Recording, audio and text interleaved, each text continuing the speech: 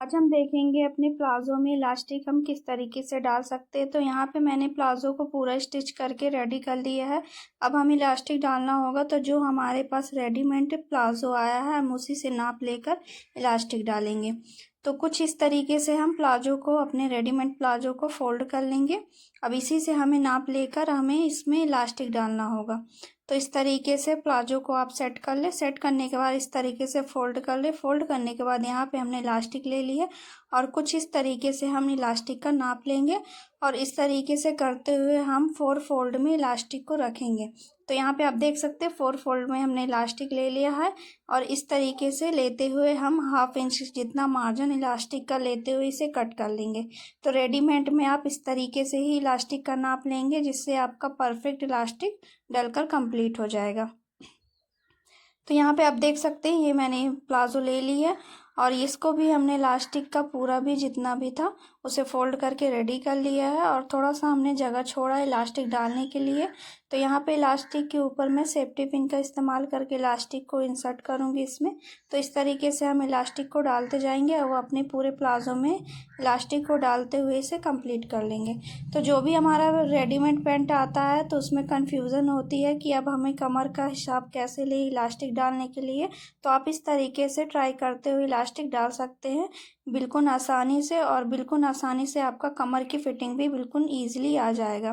तो अब इस तरीके से यहाँ पे मैंने पूरी इलास्टिक को डाल लिया। अब इलास्टिक को हमें स्टिच करना होगा, तो इस तरीके से इलास्टिक को एक के ऊपर एक रखते जाएंगे और इसी में हम 2-3 स्टिचिंग लगा देंगे, जिससे हमारी इलास्टिक की स्टिचिंग एकदम पक्की हो जाए।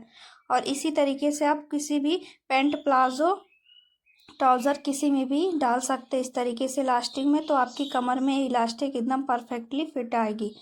तो इस तरीके से यहाँ पे मैं 2-3 स्टिचिंग लगा लूँगी इलास्टिक के ऊपर और इसको हम यहाँ से कट कर देंगे।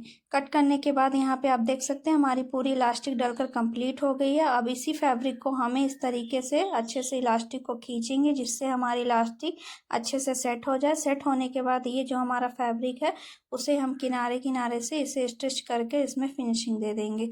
तो यहाँ पे मैं इलास्टिक के ऊपर हमें स्टिचिंग नहीं लगानी है, इस तरीके से हमें सिर्फ फैब्रिक के ऊपर ही स्टिचिंग लगानी है।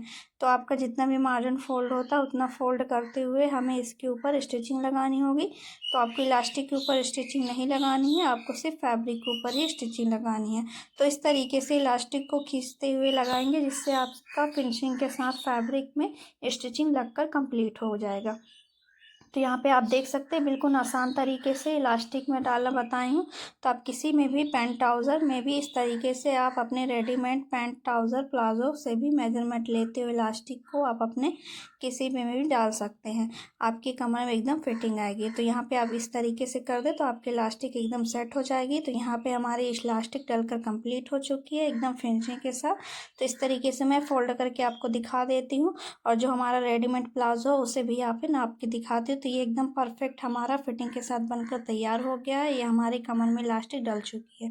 तो आप देख सकते हैं बिल्कुल आसान है। वीडियो पसंद आए तो लाइक, शेयर, कमेंट, सब्सक्राइब जरूर।